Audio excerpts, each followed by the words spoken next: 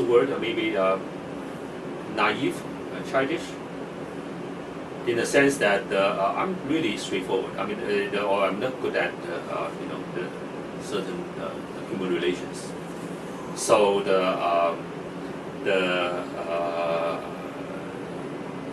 I just see anything as is. Okay, I mean that doesn't mean that I am ignorant.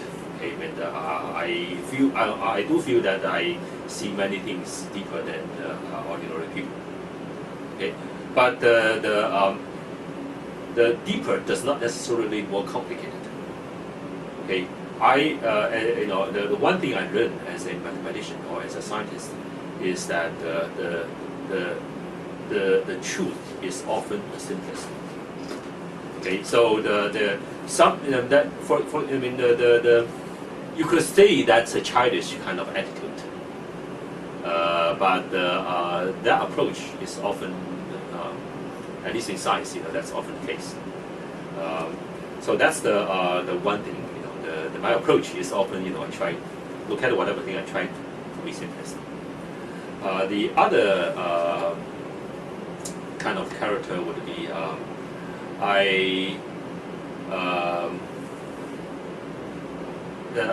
this has to do with the morality. Okay, so I feel that the decent, human decency is absolute. So I don't do. So one should have an absolute sense of right or wrong. Okay, so you do certain things because it is right, and you don't do certain thing not because you will be caught by somebody. Okay, so not because that okay. So sometimes you feel oh, if you do this, people will not know it. Okay, so then I do it, I won't be caught. Okay, that's not my way. I mean, I just feel that because it's absolutely wrong, I should not do it. Then that's the so the people the basic decency about a human being would be like that you have to have some sense of right or wrong. It should be absolute, and also you should have integrity, which means that when you make some argument, and when you do certain things, it's not because you should not have contradiction. Integrity means that you cannot have contradiction. You should not you do this because of this reason, and you do that because of that reason. But then these two reasons are contradictory to each other. Okay, so let me see. First one is a simple naivety. The second one is this basic morality. Okay, and the third one I think is the principle.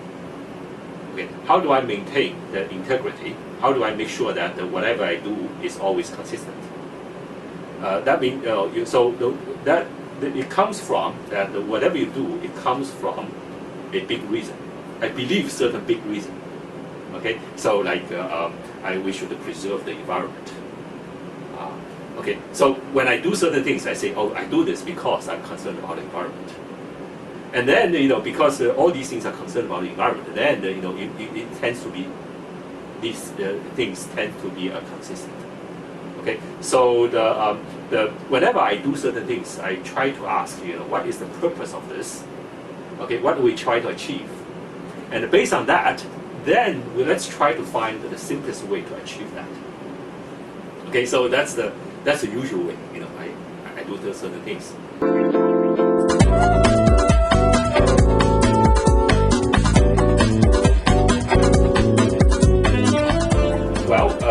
Every citizen should be concerned about politics, but one has to be aware that one needs to be prepared to be engaged in politics. In my view, most of people are not very prepared. I would say that the great majority of people are not well prepared, and democracy requires the sophisticated citizens.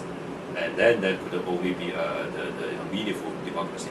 Just imagine that if you ask a bunch of primary school kids to discuss certain just the everyday life or maybe some adult issues, not necessarily politics. Okay, just we try to organize some trip to somewhere. I mean, ask the primary school students, to do such kind of thing. And you say, oh, they are immature. They will make all kinds of mistakes and that kind of things. Okay, but when you think about the many social issues, actually, it's not so simple. I mean,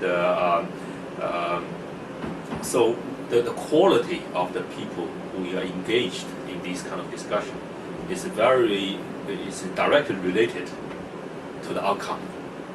Okay, so I'm of the opinion that not all the opinions are equal. The more informed opinion is more, should have sort of more weight than the just arbitrary, gut feeling. So so for the students, the advice is, to really learn lots of things, to study lots of things, to read a lot. So here I would emphasize that, when you practice democracy, the first thing you probably should know is where is the democracy coming from? Okay, have you heard of John Locke? Have you ever heard of Plato? Do you know how all these kind of ideas, the human rights or the liberty and the freedom and all these freedom of speech and all these kind of things, where is it all coming from? If one guy is very much informed about all these kind of things, but the other guy are totally ignorant, can only just use abstract concept and throw around the propaganda, the name, but terminologies, but without fully understand these terminologies, which one will come out? Do you think that they will be equal? The contribution to the democracy. So if you really want democracy to work, study, do the research, and that's the way to get engaged.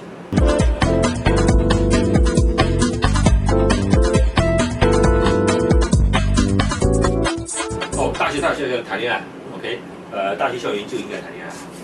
OK， 这个事情的话，就是怎么讲呢？这个是我跟你讲的，我很多事情这个想这个事情啊，是来自于就是说这个大的 principle。也前讲了，就是说大学，我在谈大学的这个该怎么做的时候，我的原则都是说，大学是小孩变大人。OK， 小孩变大人的话呢，变大人就是说 all kinds of things。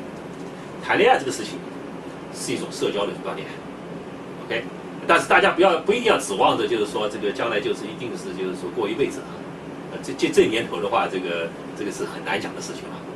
OK， 但是这种就是交往的话呢，实际上是要我为什么说要这么做 ？OK， 这个就是说实际上是作为一种这个社交方面的锻炼，是从这个角度看。OK， 当然的话，这个事情就是说所以这个就像类似于，就是说你参加社团去做 UROP 这个是类似的事情。当然的话，大学的主业的话呢是要把课上好，你要把课上好的情况之下，就好像你也要把课上好了，然后你再去做社团做这个其他的这些活动，恋爱只是 one of 这个 many。OK， 这个东西的话，对于这个成长为大人，这是非常非常有用的。OK， 我的其中一个这个很遗憾的事情，就是大学没谈恋爱。